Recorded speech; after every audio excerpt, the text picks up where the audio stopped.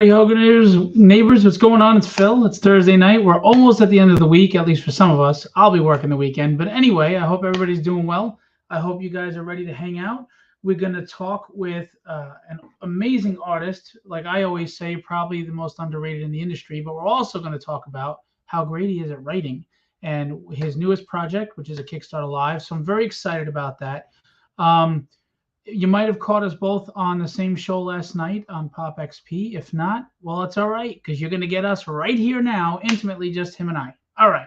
Without further ado, artist, writer, cool dude extraordinaire, Chen. Hey, how's it going? Is my audio okay? Yeah, you're good. Okay. Not like yesterday. Yeah. You sounded like C-3PO. By your command. Okay. Yeah. How are you? Pretty good. Thanks for having me. I think people, might be sick of me by now because I've been doing so many interviews. But, maybe we'll change it up this time. We'll do it naked or something. Well, it's funny because you're always an unassuming kind of low-key guy, and here you are thrust into the world of I have to market, I have to be out there. And in conversations you and I have had, I know it's not easy, but we do what we must. So how has that adjustment been for you to go from this unassuming guy, I'm behind the drawing board, to now I have to be part of the business side of things? It's crazy. You figure it's a huge battle just to learn to draw and be able to do that for a living. And then after that, I figure I've been doing that for like a couple of decades. Then I have to throw inking in there and then coloring. And then I decided to do writing. But even with all that, there's still one more, probably the most important leg of all, possibly even more important than drawing ability and writing ability, is just marketing yourself. And that's like, there's a lot of things to take on in a year. But yeah, it's not an easy fit for me. It's not something I do naturally. And I was actually doing an interview just a couple hours ago, and the guy said, like, wow, I've never heard you speak before. 25 years in the business, I've never really done an interview. So, but now, I got to make up for it. So, well, the funny thing though is, and I met you years ago, and you would throw out like you're a funny guy. You have a great sense of humor, but you always say things very deadpan. And unless you're really paying attention, I don't think people always catch the joke you throw out there. And I remember it was one of the first times I'd engaged with you, and interacted with you, and you cracked some like joke right out of the side of your mouth. And I was like, wow, that was pretty freaking funny. I laughed. And that's when I knew that, okay, you're a shy guy for the most part, but you have a great sense of humor, and you're intelligent. You do all these gadgets and making things and everything. But it just makes sense to me that your progression would go to writing. And honestly, I've said this, you really are one of my favorite writers at this point, just from reading Wingman and now EVERMIND. Hey, Sean. Hey, DM. They're both here to say hello. Very Sean cool. Wolf. Hi, kids. Okay. He's older than us. Come on. Yeah. There's no way. Well, we'll go with it. That's fine. Anyway, and Kenny's here. Kenny Calderon, what's up? Shazam. Shazam. Okay. So, actually, the first time I did meet you, and you probably don't remember, is at New York Comic Con when they had Artist Alley all the way on the other side in that big room, bright room, and you were tabling with somebody, and I went over to ask you if you could get on my jam piece, but you were leaving. It was too late in the day, and that was it. That was my interaction. You were very nice, but you were leaving. So, that was the first time I met you. And again, I didn't even know you were at the show. You're just so low key. But welcome to the prime time. Well, it helps. I mean, one of the reasons for bringing Daniel Wu on board is just so that he can be the forward-facing guy, and he can do all the talking and all the interviews. But here I am, So yeah. You've done quite a bit. Yeah. I just hope that if it's not the same crowd listening, because they'll hear the same story like 5 or 10 times. So. Well, look, I mean, you're going to have overlap, but even if there's 1 or 2 new people, it's one follower at a time is what I say. I mean, obviously, I'd kill to have my campaign doing what yours is doing right now. But hi, Alfredo. Hey, Alejandro. What's going on? Well, not to make you feel worse, but, Sean Gordon Murphy's Kickstarter went live today. So. Okay, well, Whatever, pile it on. But anyway, look, the truth is, though, this is partly because of your dues over the last 30 years. You've put in your time drawing and illustrating and being in the trenches in the comic industry. Well, this is you getting back from your resume. I don't have that resume, so I got to earn it. So it's okay. But anyway, so let's go back to Wingman real quick because that was great. And a lot of us know the story of Instagram. Maybe some don't. I hate to have you repeat it, but what made you start wanting to write?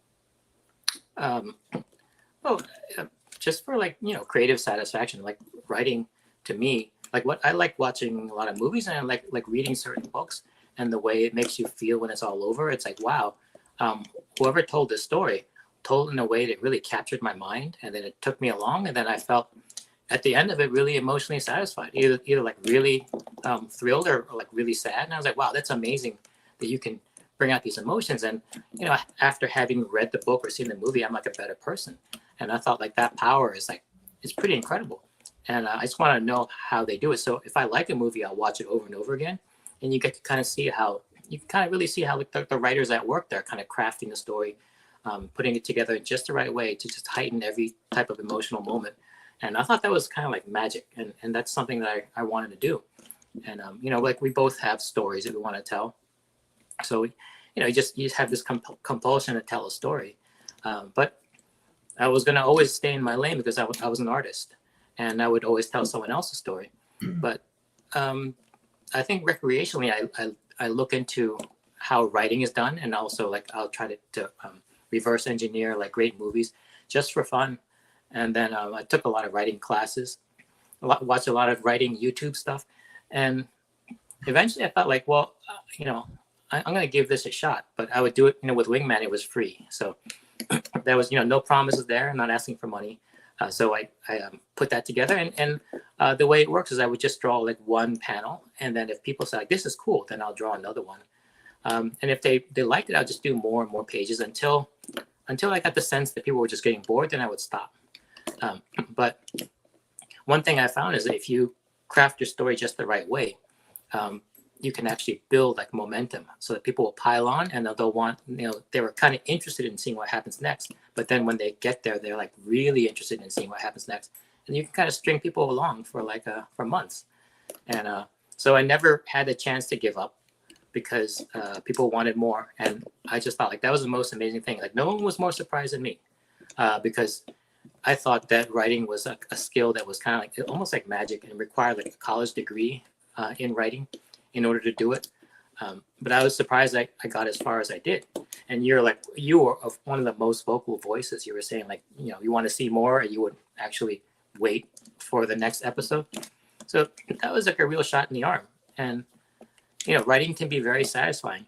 But then when it seems to be going over really well, it is really a shot in the arm. And then that's something you just gotta keep doing it. So and it just became hard to do other people's stories after that. You want to do your own. So now I know there's a lot of sciences, to writing, and people say structures and third act structure and all these technical terms, and I'm not dismissing them by any means, but at a core root, either you can tell a story, you're a good storyteller, or you're not. Now, how you fine tune that is different, of course, but you obviously have a natural storytelling ability. And I remember when Wingman, you were putting snippets for each week on Instagram for free. I really did look forward to. I remember when I first saw, I was like, the art obviously caught me. I love your art.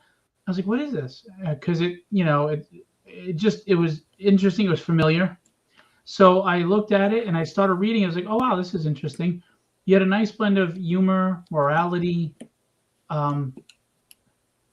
stakes. There were stakes involved. So you had all the nice key elements to storytelling, and I was intrigued. And each week I really looked forward to the next segments. And then you published it 3 times, I believe.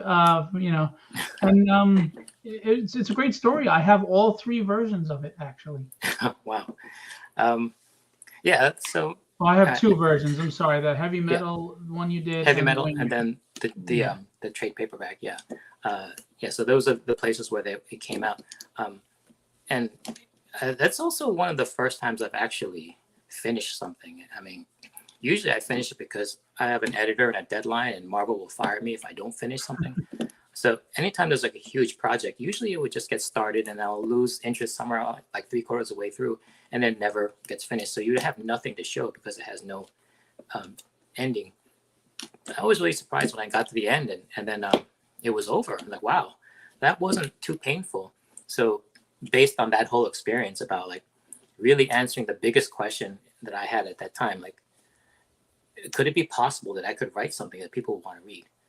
And then the other thing is, will I finish it?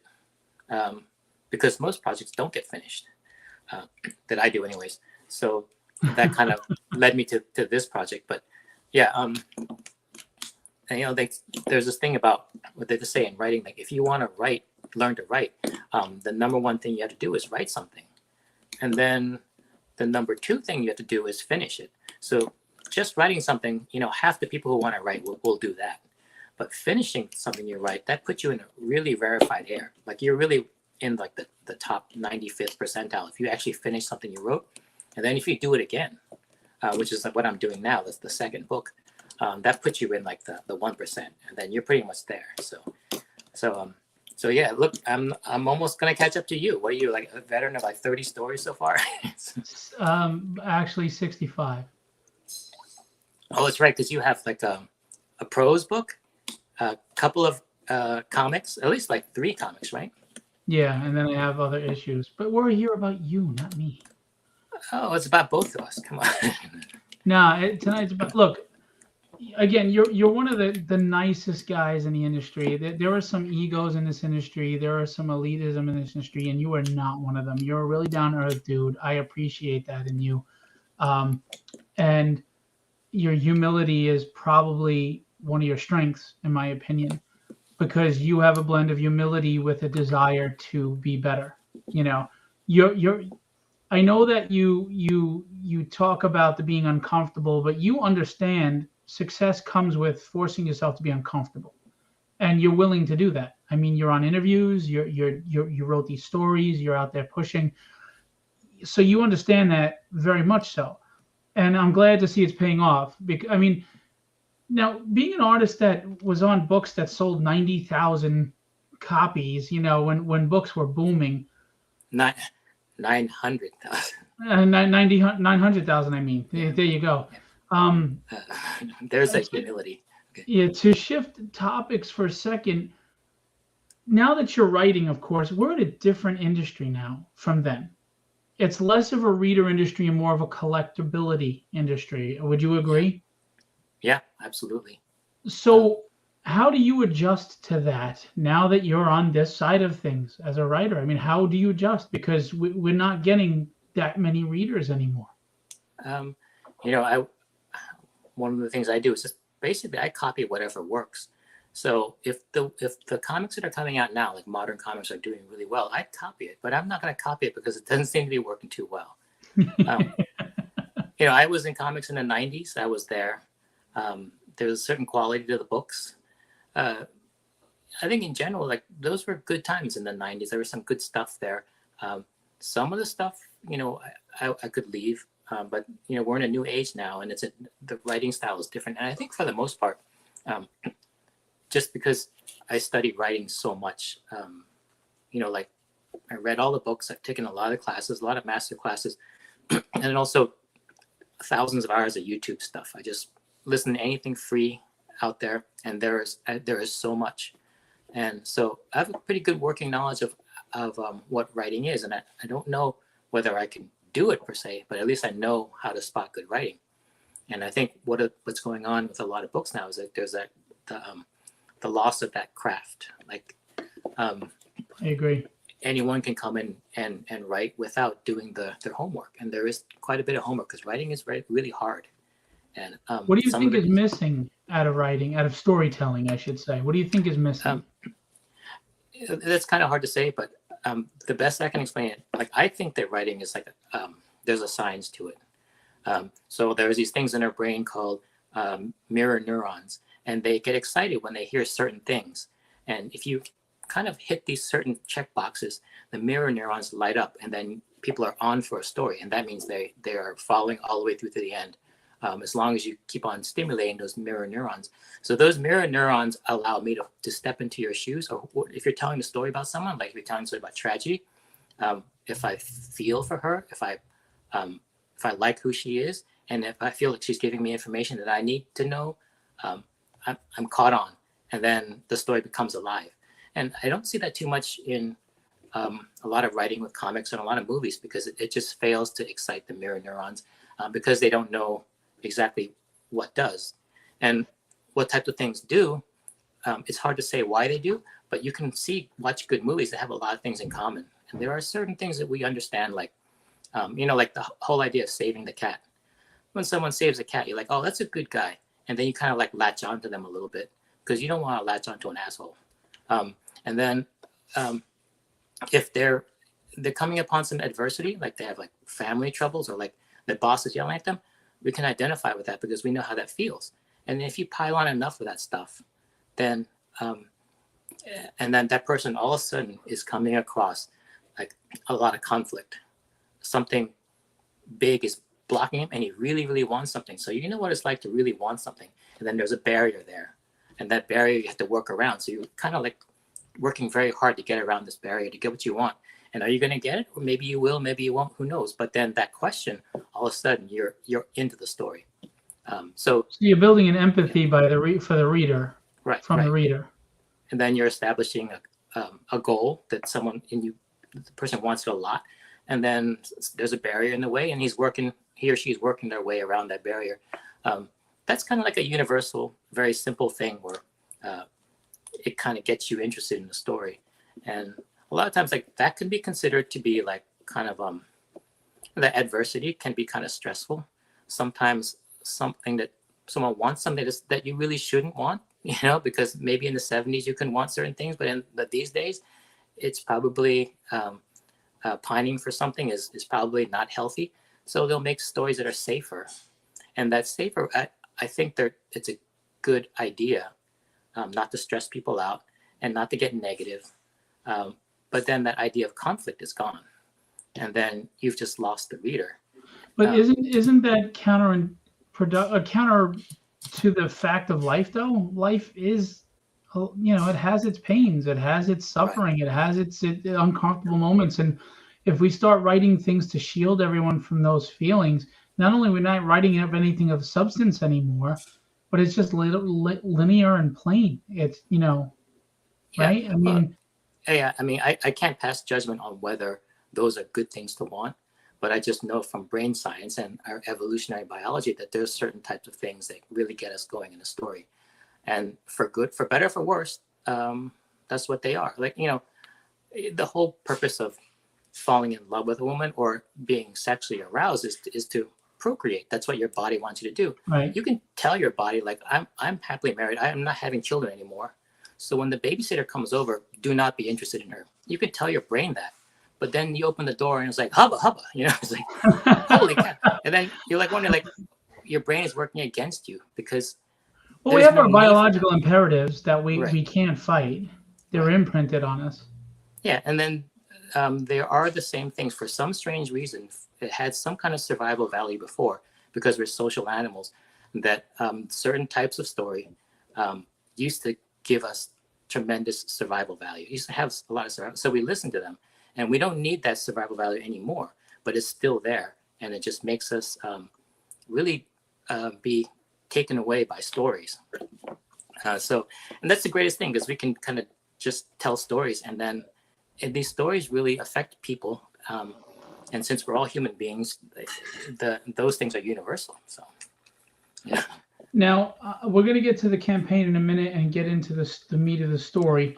But who are some of your influences as writers that inspired you to write, or that maybe you feel you fashion yourself after, or just really get your emotions going, hit you, I wouldn't say that's any particular author, although it's not so much in comics. It's mostly in movies, because I think.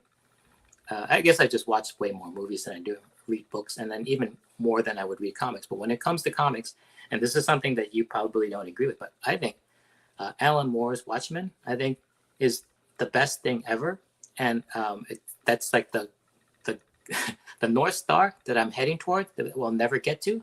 I mean, I think it's that good. I don't think you'll never. You never say that. Never, never, never, never, never, never. Say never, never, never. By the way, he says that because we've had the conversation, and I do think it's a great story. I just think it has its issues that I would say can't. I wouldn't rate it the best. So call me Right. blasphemous. It's just my opinion. And again, I'm not a professional writer, and I haven't achieved anything that man has. So I'm not downing him in any way. Okay. Yeah, so it's mostly in movies, and a lot of times I don't know who wrote the movie, but when I watch it, I'm like, wow, that was a great story. Right. And I try to take away some of the story points and how they made me feel and how they achieved it without really knowing who wrote it. Because in movies, like the writer is just sometimes like really anonymous. Right. I'm sharing you in a bunch of groups, by the way. If I look down, I am listening to you. Okay. So yeah, there's movies like I think Chinatown, like the really, really old movie, Yeah. I think is written practically perfectly. I would study that thing beat by beat, and there's a reason why every scene happens. There's a reason why every word is spoken. And back then, I guess there's a lot of story and relatively little time. They don't really waste time giving you any fluff. So that's one thing I like about movies. It's very efficient storytelling. And I think that's one thing that's kind of different between you and me. I for some reason, I really feel the need to compress stories down. There's that concept of the creme de la creme, which is like you take milk and you boil it and then you get the cream. And then if you boil it again, you get the cream of the cream. It becomes more and more concentrated. So I kind of see writing like that, just drafting and redrafting. The first draft, this story came out to be like 12 issues, and I would cut it down more and more so that you're only getting just the best parts of the story and enough to, more than enough to understand it. But it's just very concentrated because I get the feeling that people don't like to read. And then another thing is it's hard for me to draw all 12 issues, but I can draw 6 issues. So the more you compress time, the better off it is. I think compression has its place. I mean, especially for pacing. I do believe in cutting out a lot of the fat. Like when I wrote my prose book, I had people tell me I should add this, and I was like, no, I'm getting to the point. I hate like when Stephen King has a whole chapter describing everything. I'm like, all right, please, can we just get to something here? But you're talking about Stephen King there. I mean, he's pretty well known. So. Yeah, no, look, my opinions don't knock their skill. I just feel he is very informative and descriptive at times that I feel is unnecessary. But it depends. Are you doing an ongoing series? Is this supposed to be self-contained? I'm not drawing it, so it's okay for me. Where you're handling all the chores. So yeah, those are all factors. But that is what I like about the book EVERMIND. You have said, it's like packing 6 issues into 3, and it's true. You get so much. It is just constantly flooding your senses in a positive way that you don't have time to breathe, and I think that's great. Yeah, my publisher Carl Choi, without me knowing it, he sent the book around to a bunch of reviewers, and one of them was this woman that reviews books like novels. And I was like, oh, I didn't know until after she reviewed it. What business do you have sending a comic book, especially like sci-fi, to this woman who, she might be reviewing like young adult type novels? It's just the wrong audience. So when she just appeared on the show, and then it was announced that she's going to review it there, I'm like, oh boy. And I knew she was going to be nice because she's on the show, but then she started getting very like effusive about it. She really did like it, and she asked me if I had any aspirations to write a novel, because the stuff in there was like very novel-like. And what's weird is she's read 3 issues and then thought that there was novel potential in there. So that felt really good because I did compress things down, and there's a lot of big ideas in there, and there's a lot of like characters with certain chemistry that really could be expanded to be much more. But to read 3 issues and say like, well, this could be a novel, that's That's sounded strange to me because, how much can you get from 3 issues? But apparently, if you kind of distill it down to the important stuff, you can get a lot of stuff in there. I'd read a Sean Chen novel too. So There'll be a lot of misspelling in it, though. well, that's why you have copy editors. We're going to get into the campaign now. We're going to show it, but I want you to, I know you've told the story a million times, so forgive me, but there are people that may not have heard it, and I know there are people here that don't know about this. So, where did it start? EVERMIND. How did this come to Sean's mind? Okay, so about 20 years ago, I did a drawing because I'm part of a collective of artists. So there was me, Bernard Chang, John Paul Leon, and Tommy Lee Edwards, and Trevor Goring. We were a group called the Boulevard, and then they wanted to publish a sketchbook for San Diego Comic-Con. So I think one of the rules are you can't put too much Marvel and DC stuff in there because those are owned by their companies. So we had to come up with new stuff. So I did this drawing, and I thought I gave myself something cool to draw, which is a robot gorilla and a robot girl together. And then it was put in the sketchbook. So at San Diego Comic-Con, there was this guy who was going around to people's tables, and then he was looking through our sketchbook, and he paused on this picture, the one you're showing right there, of the robot and the gorilla and the girl. And he asked me if there was more of that. Meaning, like, is there a comic attached to it, or is there a story or a treatment attached to it? And I said, no, it's just a drawing. And then he just asked, like, well, can you tell me what it's about? And I was like, I can't because it's a drawing. It's just there as something to draw. And he kind of like looked kind of not so happy and walked away, thanked me and walked away. He was perfectly nice, but kind of disappointed. So the person next to me at the table told me that that person was a Hollywood type that was looking for properties to kind of turn into movies and television. And since Marvel and DC are kind of already spoken for, they're looking for the independents that have stuff that has potential to be something that can be turned in. Yeah. So, and I didn't know who this guy was. So I kind of like, if he didn't look like he was going to buy a sketchbook, I just kind of shoot him off. So I mean, that was kind of weird hearing that because I never thought I would meet a Hollywood type who would be interested in my stuff. So flash forward 20 years later, I put this drawing in my Instagram and then kind of wrote that little anecdote. So Carl Choi, who is a friend of mine, who is also my publisher now, said that he wanted to get a comic book company going. And then he said he would like to make it out of these characters. So as sort of like a hypothetical exercise, like, if I had a do-over, what would I say this story's about? As if, I could just bullshit something really quickly. So we kind of played this game and, over the period of a week or two, I fleshed it out more. And it was always like a game, like, what would you do with this? And then we would get interested in the story. And then it got to a point where it was kind of all figured out. And then I think it's been like months later. And he says, like, well, okay, it's time to start this. And I was like, start this? This was like a hypothetical exercise. And he says, no, this is happening. So, you write chapter 1, verse 1, and start going. So that, it became real very fast. And this is after Wingman. So look at Andy. Should have called the company No One's a Drawing Publisher. Yes. Yeah, I mean, that was the craziest story ever. So then we started doing this, and it just kind of progressed to a point where we kind of fleshed everything out. And then one time I asked him, like, who would the main character look like? Because I had to draw the main character for the first time. And he says, well, draw Daniel Wu. Like, he came out instantly without even thinking, like, draw Daniel Wu. So I was like, okay, no big deal. So I looked him up and started drawing him.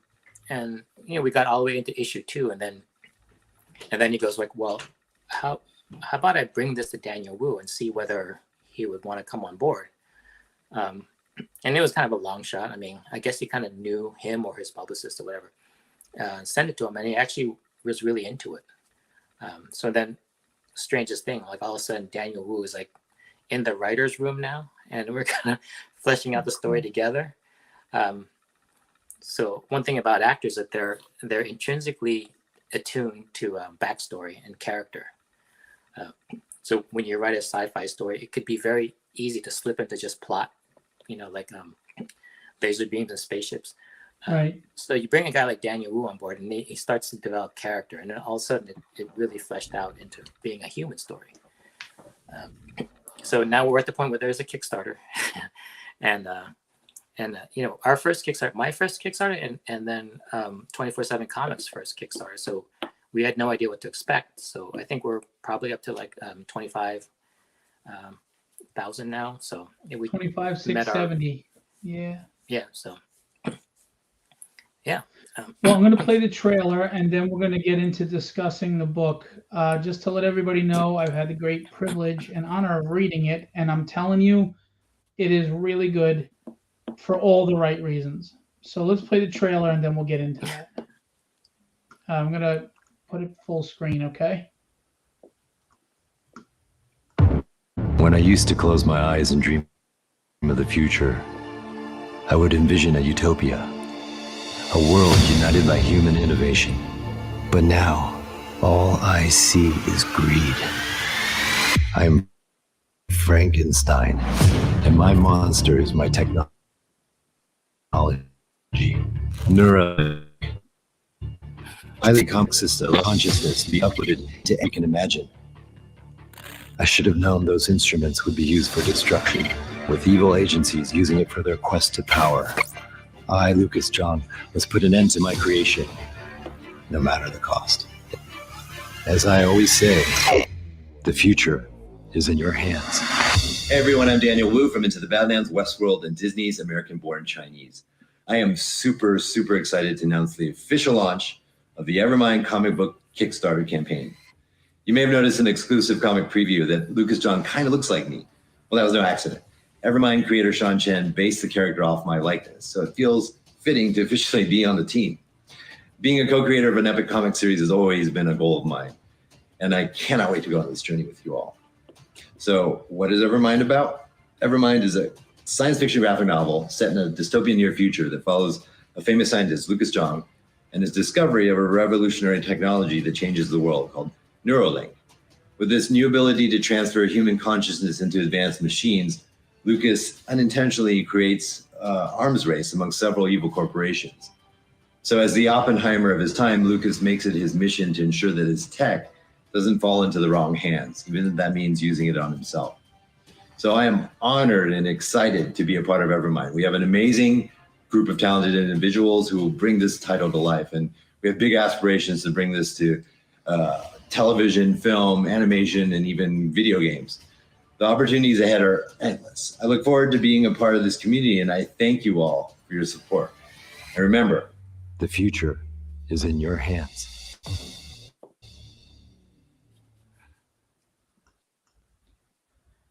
It's so cool when you can get a narrator, like an actor, to do your trailer. Yeah, thank God for that. So I imagine me saying those words.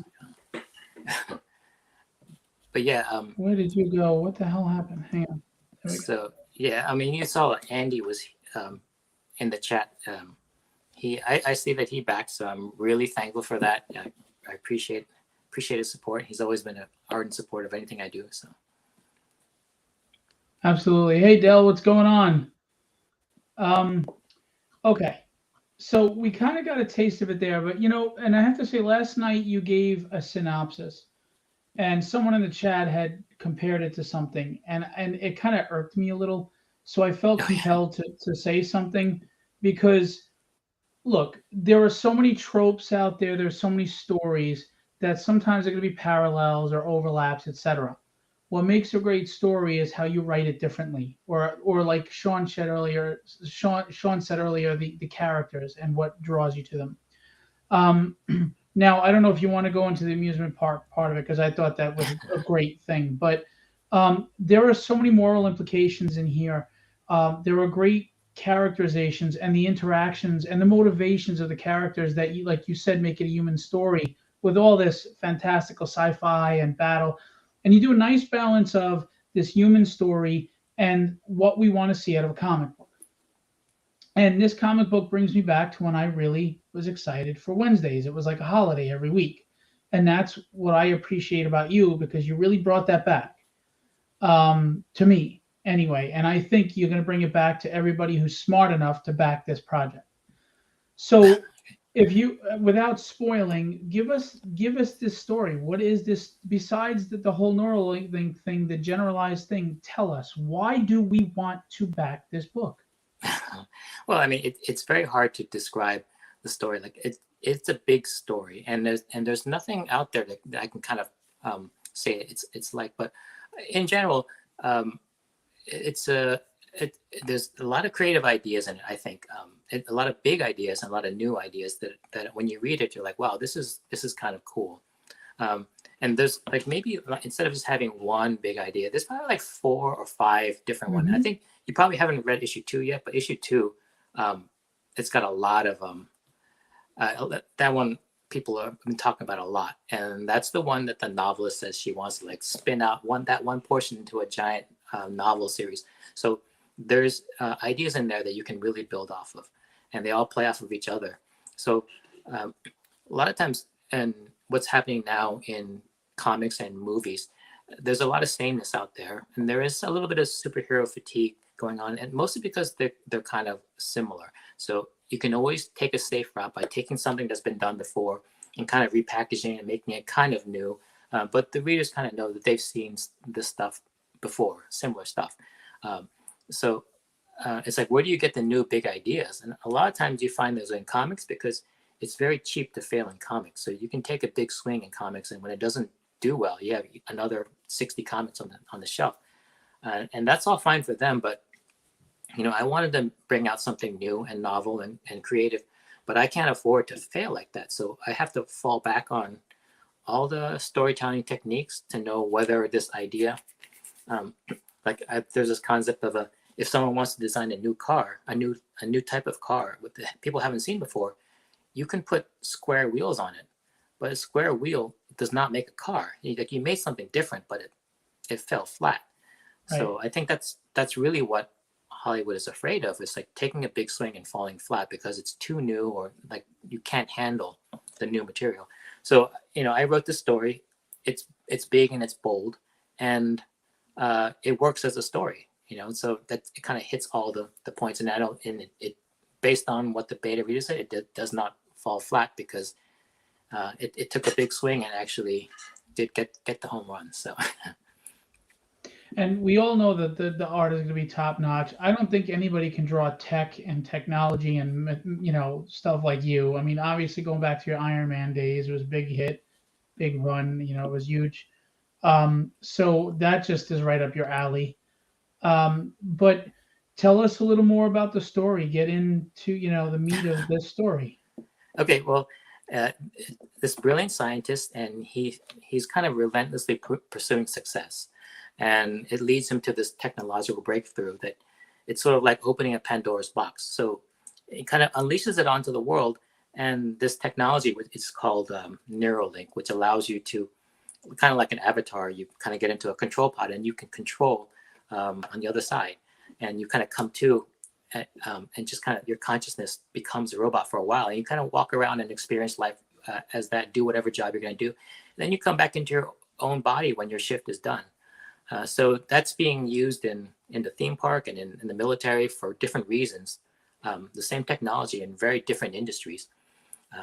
But I think where it starts to go kind of bad is that they're trying to make as much money as possible using that technology. And the main reason is because this Neuralink thing is up and running, but he has this new idea.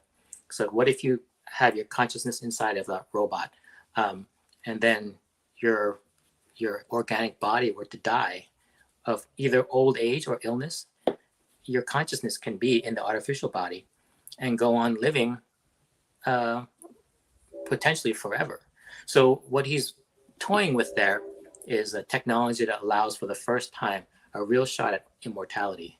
And that research is expensive. And it's so expensive that they have to do all sorts of things to make that money. And then that's where that moral compromise is. And then it raises really big questions like, if you could achieve immortality, should you do it? And is it okay to pursue greatness at any cost? Or is it better to to live an ordinary life, but then just be kind of plugged into your family.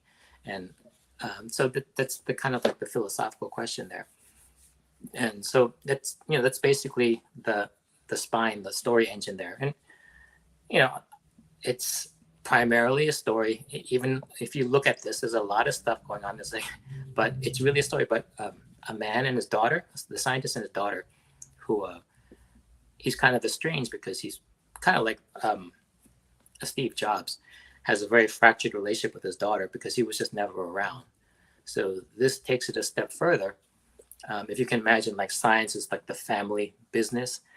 He's using science and it's kind of exploiting it to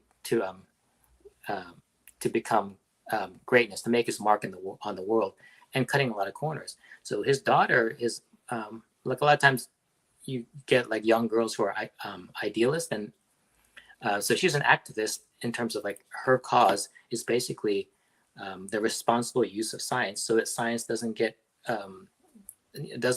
corrupted by corporations.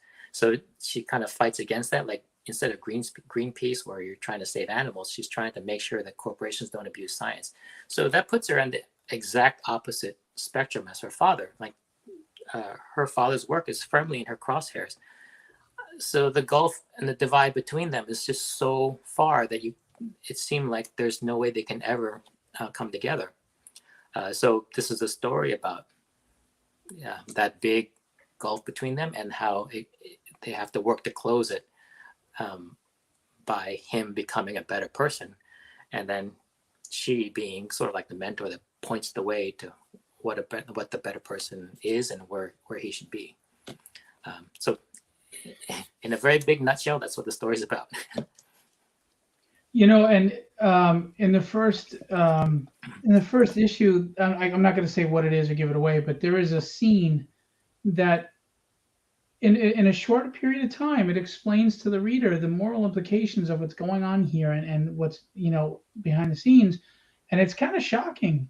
It's done tastefully, it's done well, but it was like, oh, wow, crap, you know? Yeah. And it was done in a good way that really makes the reader go, oh, this really could go wrong, you know, in ways that you don't think about. That portion we kind of debated. It's kind of salacious and kind of scary. I think it's great. You should not get rid of it. Don't ever get rid of it. But the bigger lesson there is, in a sci-fi story, especially a new science fiction story, you have to kind of give everyone information about the lay of the land and how things are in this world. And that's exposition. And exposition is a really a bitter pill to swallow, because it's a lot of stuff you have to tell the reader. And that's an excellent reason for the reader to stop reading. So knowing that you have to explain the world, instead of just giving an info dump, you have to a good writer has to try to craft a narrative around it to get that point across. And so that scene there that you found kind of shocking was basically exposition. It's me trying to hide the fact I have to teach you stuff. And then in issue 2, which you probably haven't got to it, there's another incident that's all exposition that has people like picking their jaw off the floor, which is cool. The concept of the sugar-coated pill is like, exposition is a bitter pill. So as a writer, you sugarcoat it. And so when people, they'll eagerly devour it. And then what they don't realize is they're just getting necessary information to understand the rest of the story. So. Well, it works. It's very effective. Charles W. Morgan, Del Guzman, all of you in this chat, if you have not pledged, don't make me come toilet paper your house. You have to go pledge. It is worth it. You're all comic fans. I know you are. And some of you are tired of what's going on out there. I'm telling you, this is great art, as you know, but the writing is there, and it's an interesting story. And yes, I had read 1. I didn't read 2 and 3 yet. I have them. I'm going to read them. I'm really excited to. Just every time I can finally sit down and read them, I'm half asleep. I'm tired. So it launched. It's got like how many days left? Let's see. It's a couple weeks, I think. It's got 13 days to go, Charles. I think, Charles, if you like sci-fi, you're gonna like this. I mean, it's got so many elements to it. It's so layered, it's intelligent writing, but yet it's emotional writing at the same time, and that's very hard to capture. You know, Especially like in science fiction, you kind of know what to expect because there's a lot of cool action, cool looking things, and cool battles and robots and stuff. And the tendency is to want to just lean into that and just have a lot of robot battles. But with this one, there's like a real human story that all that plot happens for a reason, and it's folded into the human story. So that was the goal for me, is try to come up with just like Star Wars was like a full of action and adventure, but really behind it all is there's a holding it all up is that human story. By the way, look at that baby face. Look at you, baby face. Look at you. When Yeah, was that's that probably taken? like 15 years ago, I think. Oh, look at you. I do not look like that anymore. Oh, you're silly. But by the way, I have a bone to pick with you. Okay. I sat in that place that you're at now, and you have X-Men the End pages, and you didn't tell me. Well, I did How have dare them, you. but they're all part of this campaign, so they're kind of all spoken Oh, for. I didn't know that. But if you wanted those, they've always been around because I always wanted to draw the X-Men, but when I finally got to with Claremont writing, I did an 18-issue maxi series called X-Men the End, which was fantastic to be on. It was a great story. Yeah, I love the story. And I love drawing it, but I think a lot of collectors don't see that as they don't see that as Gambit and Rogue, even though it is, because X-Men the 'Cause they're End older. takes place 20 or 30 years in the future. So Right. it's Rogue, but she's 65. So, Right. Yeah, I wouldn't care. Claremont's my favorite writer in comics, and you're one of my favorite artists, and you're actually one of my favorite people in the industry. And yeah, if you ever have any pages left, let me know. At some point, I'm going to have the money, hopefully, and get them. So if you haven't pledged yet, guys, go pledge. I want to see the number go up. I will toilet paper your house. I'm tired. Don't make me go out there and do that. if I can say, one of those tiers is there's like different tiers you can give, like $35, and I think one of the first tiers is basically a physical copy and the PDF. So that's you get one of each, one for your shelf and one to read on your computer, and then one tier up from that you get the artist edition, which is the whole story in black and white, so you can see all the artwork without the coloring, without the Right. word balloons on there, so you can see the artwork in all of its glory. So that's a great, that one's been surprisingly popular. Well, people love your art, man. I mean, you are the artist. But yeah, and you can the CGC, as you saw, the CGC tiers there. You get it graded. But even like you said, if you get it with the PDF, you read the PDF, you can go grade the book. Maybe you go find Sean after it's printed at a show, and you get him to remark it and sign it and get it witnessed, and you can and get it graded. That's a big thing, and it'll be extra special because he did everything on the book. So there's a lot of things you can enjoy on here. There are a lot of things you can pledge. If your money's tight, then just try the PDF. But there we go. We got a backer. Went up. PDF is only $18, so you get all 3 issues, and then you get a PDF of it. And your wife won't yell at you for taking up space. That's right. It's all on your hard drive. But I'm serious. Look, I'm not just saying this. Everybody who knows me knows I can't push hard on something that I don't passionately believe in my heart. I'm not a liar. I don't lie well. Thank you, Charles, for the pledge. Thank you, Charles. I'm going to find out who you are because we're new best friends. The book is worth it. I mean, me as a 51-year-old guy, they're not writing comics for my generation anymore. I get it, and like Sean said, I think the writing's poor. I'm disinterested. It's not comics, but this comic brings you back to the glory days of what you enjoyed, and it's epic. It's grand scale. Yet on an intimate level, if that makes any sense. So you got to pledge it. You got to read it. You got to buy it. It'll give you that love and passion, excitement again for comics. I really believe that. Sean, all the work you've put in has paid off because you really are an excellent writer. I really enjoy your writing. Thanks a lot. Yeah, I wish it was an easier way to sell this, because it's sort of like when George Lucas was trying to make Star Wars. He went around to a lot of the studios and tried to describe the story, and there's been nothing like it before. So they say like, oh, it's for kids because it's got like some hairy guy and a robot. Yeah. So every time I try to describe the story, it just sounds like it's all over the place. But when you read it, it's very tight. It's very condensed, Yep. and it all works together really well. So it's been reviewing very well when we put out review copies. So I'm very thankful for that. And the only thing I can say is give it a shot. I don't think you'll be disappointed, and I think we can expect bigger sales for the second half, our next Kickstarter, because people would have read the first one. But right now, it's a big leap of faith because all you see is a bunch of pictures, and it's very hard to kind of nutshell the story and tell you what it's about. And I want to remind you all, if for whatever reason it's not your thing, there are 3 things you can do. You can share it out, tell a family member that you think will enjoy it, or if you just want to support, you can pledge an amount right here without any product if you really want, just to support. I think you're missing out if you don't get the book, but you can still just put a pledge if you believe in what they're doing and want to help the indie community. There's so many things you can do to help and do that. Oh, Bernard Chang's here. Hey, Bernard. Oh boy, what's he gonna say? There you go. These characters are part of an expanded universe. Well, when we came up with the story, we had to come up with the lore. The lore of these characters goes back to 1926 and all the way forward into 10, 20 years in the future. And it's weird. Like if you kind of make these interesting dynamics and characters, they kind of tell their own story. They have their own backstory, and then there's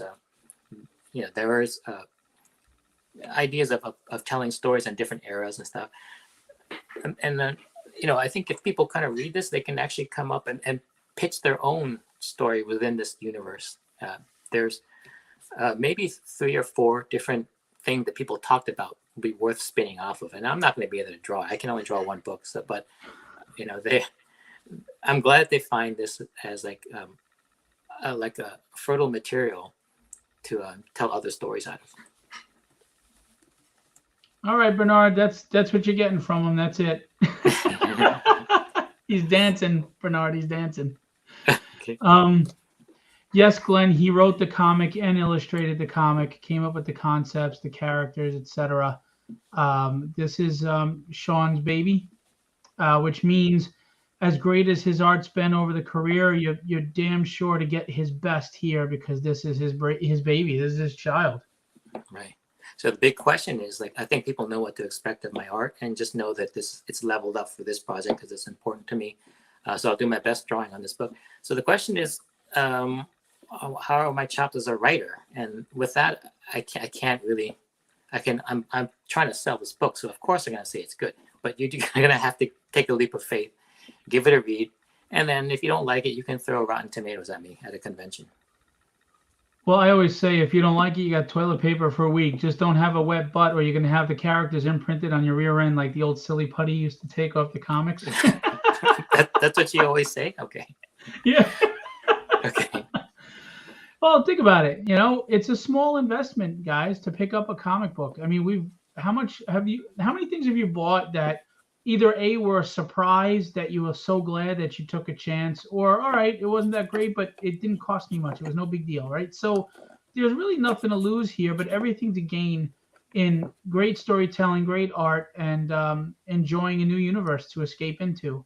With all the crap going on in the world right now, quality entertainment's important to help us detox from the realities of life and just submerge ourselves into another world. And I'm telling you, when you start reading this, you will submerge yourself into this world. Absolutely. Right away. And look at the art. I mean, look at that. I'm telling you, man, your tech drawing is just unbelievable stuff. Look at the detail. Yeah. Not the most fun thing to draw. I think it's fun to look at in the end. Like when you're done doing it, it's very gratifying to see all of that, the noodly stuff. It's not fun to draw though. But I get asked to draw that stuff a lot. So, I will do what the public wants. So. Well, you're like that typecast actor, right? You did really well in a specific genre, and boom, that's it. You're typecast.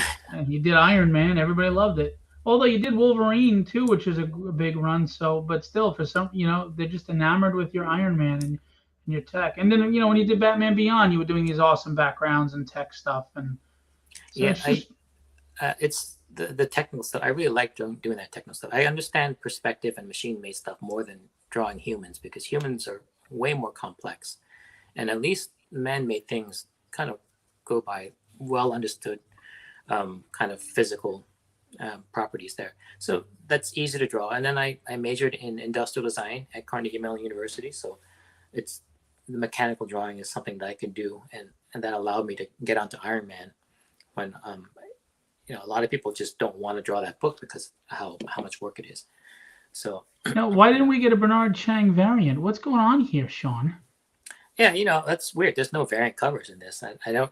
We've never run a Kickstarter before, so if that's a thing, if that's easy money, then yeah, you should have had a Bernard. You know what? You can even introduce, if you could draw one, get a Bernard Chang variant involved here. Come on, let's go. On Bernard's Twitch stream on Tuesday, he did draw that robot character.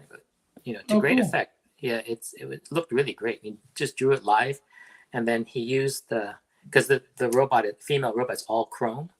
He used the spoon as reference for you can guess what that reference is for. Yeah, and it's a compelling illusion. Awesome. So, well, maybe you put that up as a tier. He gets his money. You put your 20% on top of it. You get the 20% to your campaign. He gets his money for the drawing, and everybody's happy. Yeah. Everybody, especially me. Well, I mean, guys, EVERMIND is live now. It's the first 3 issues. They're doing well, but I want to remind everybody, don't look at that number and think, oh, they're fine. There's a lot that goes into production and time and marketing, and Daniel Wu doing appearances and this and that. So please don't ever think everybody's fine, because everybody's got their hand out for a piece of the pie. And Sean, it's a labor of love. He worked really hard on this. I mean, the man has not just crafted his art over decades to culminate to this moment, but you heard what he said about his studying the writing process. This is a man who's passionate, wants to do it right, and he wants to provide something quality for you. And those are the people you want to support, in my opinion.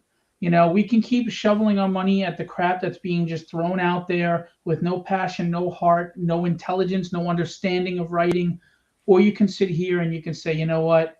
I want to revive reading and comics again, and it starts with books like EVERMIND. Yeah, well said. Yeah, so I don't know how long it takes for the average writer or artist to put out a book, but this was kind of 2 years in the making, and it's condensed into 3 issues. So you get a lot for your money here. Like I said, it's more like 6 issues of a story compressed into 3, just giving you the best, and using all the storytelling techniques to make it very concentrated. So rather than decompressed, which kind of just this issue after issue and not much happens, this is quite the opposite. A lot happens to the point where we actually have to go in and insert more pages because the story is kind of like moving forward a little bit too quickly, and we want to take some time off for some emotional beats.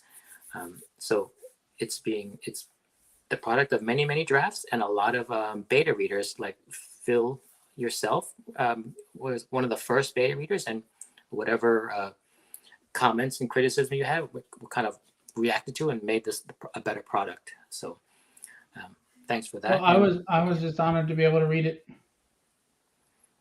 Yeah, and so you probably won't find a book out there that's been more carefully revised and combed over than this. So.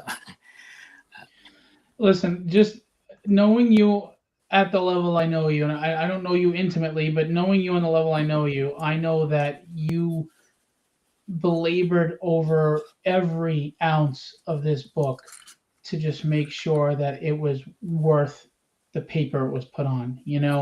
I know that about you, that you put that pressure on yourself.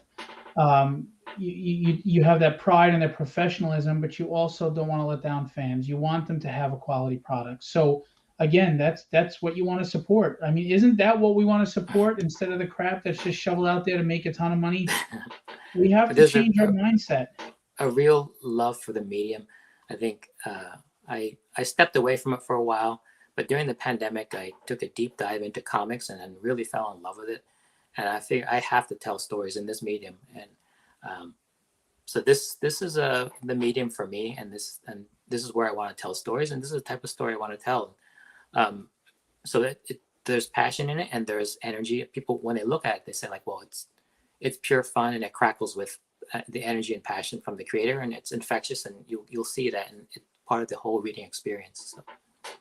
I concur. You know I'm on board.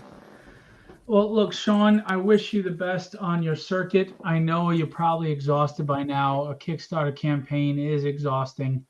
It's even more exhausting when you're struggling and you're going up and down and you're having those dives and you're waiting. But thank God you're doing very well and you're successful. And you still got 13 days to go, guys. But I want to remind you, you don't have to wait and say, well, I get paid Friday. It doesn't collect your money until the campaign is over. So there's no reason why, unless you think you're going to lose your job tomorrow, you can't pledge now. And just remember, there's a momentum thing. You know, when people see pledges continually going in, people tend to jump on board. They like winners. So there is a psychological aspect. Don't wait. Just pledge. There's no reason to wait unless you feel like you're not going to have a job in 13 days. All right? You know what I would say? I would say that go ahead and pledge, because by the time we take your money, it's going to be when the recession's over. So there you go. Pray to God for that. So 233 backers, 13 days to go, $25,688. Fantastic. It's good to see you succeeding, man, and putting your hard work in. I remember when you were launching your Instagram page, you were like, I don't know if I'll have followers. And you were at 30,000 in like, what, 10 minutes or like an hour or something, and you were shocked. Yeah. And I think that's what I like about you, is that humility. Yeah, it's you know, I don't think drawing comes naturally to me, so I had to work for every little bit of improvement. So yeah, there's nothing to celebrate just yet, because it's still a long slog, and there's plenty to go before I get to be as good as I want to be. So it's a journey, you know. Well, you hear the hunger in what he's saying, right, guys? So feed him. Go back to campaign. Back to campaign. Don't make me toilet paper your house. Sean, I appreciate having you. Oh, did you want to mention that? Oh no. Well, I mean, if anyone ever seen my squirrel video, yeah, so cool. I have a bunch of these, so that might be a reward tier. We don't know yet, but we'll see. Very cool. Yeah, like I said, we have the molded Grogus that my kids have. Oh yeah, you did, yeah. So, but guys, Sean, thanks for coming on. It's always great talking with you. I look forward to seeing this book in print in my hands, and I'll plug the hell out of it as much as I can, because I believe in the project, and I also believe in what you as a person. So. You have my support. Thanks for Charles for supporting. Other people, please jump on board. You're not going to be disappointed. I promise you. I am telling you, you're not going to be disappointed. And if you are, then you can come after me, because Sean didn't say anything. I did. All right, Sean. Very cool. Have a good night, and I will see you on the flip side. Okay, cool. Thanks a lot for having me. All right. Everybody, that's the great Sean Chen. As you know, he's drawn Iron Man and Rai from Valiant and Wolverine and Batman Beyond and X-Men The End. And now he is the brain trust of EVERMIND on Kickstarter. Okay, so please go pledge, go back, support indie. It is really important that you keep comic books alive and readership going, because I think we're at a readership decline right now. And I'm going to say this before I leave real quick. Last thing, I never like to talk about it while the guest is on, because it's rude in my opinion. Camp going on right now with covers by Chris Pachalo, Bill Sienkiewicz, and David Mack. And we've kind of slowed down. We're at 74 backers, 20 days to go, $4,491. When we hit 5,000, you are going to get a free stat card with a 3-point turnaround of tragedy and her stats on the back. It's a 5x7 card. And if we were to get to 7,000, we will get the Breath of the Dragon stat card. If by some miracle we get to 9,000, you will get the original first script to Chapter 1 of Tragedy, along with the original thumbnails that Ricardo sent me in the beginning. So you're going to get the script with all the original thumbnails, including the thumbnail for the cover that was published. So that's a pretty cool treat, and those are free. If you're back and we get to those goals and those landmarks, we will be giving you free stuff. I like to give you free stuff. I like to show my appreciation for everything you guys do and supporting me. So please help me show you that support. If we could get another $509 in the next day or two to get the next stretch goal, that'd be fantastic. We've unlocked the die cut sticker by Mike DeBalfo. So we got 3 Titan covers here, 3 legendary artists in the industry. Bill Sienkiewicz, I mean, huge. Chris Picciolo, David Mack. I mean, come on, guys. Doesn't get any crazier than that. And of course, if you like a manga, there's a manga attached, and there's 2 10-page preview stories for Land of the Lawless and Apollo. And there's the manga. And you can see pages. I have everything else that I've published here as well, a bunch of other books. There's Land of the Lawless by Vaughn Coleman. There's a preview. Apollo by Kevin Stewart.